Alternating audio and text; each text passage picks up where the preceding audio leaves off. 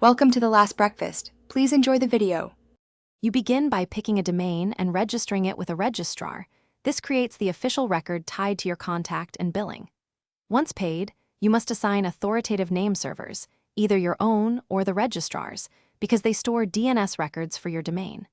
Make sure whois contact and name server entries are accurate. Incorrect NS entries stop resolution immediately. After setting NS, propagation starts across the registrar and parent zone. Expect initial changes to be recognized in minutes, but propagate globally over hours. Next, you log into the authoritative DNS management and add the records that let services work.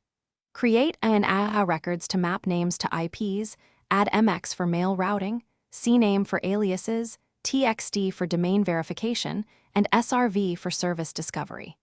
Configure TTLs thoughtfully. Short values speed updates during testing, and longer values reduce query load in production.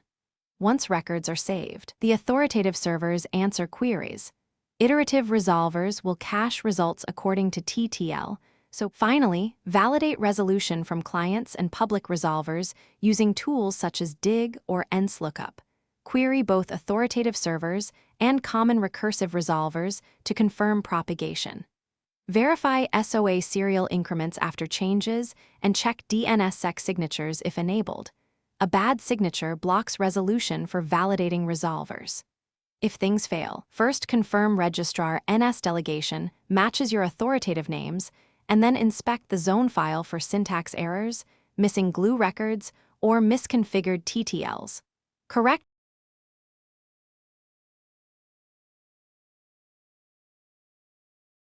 Thanks for watching. If this was helpful, leave a like and consider subscribing. See you next time.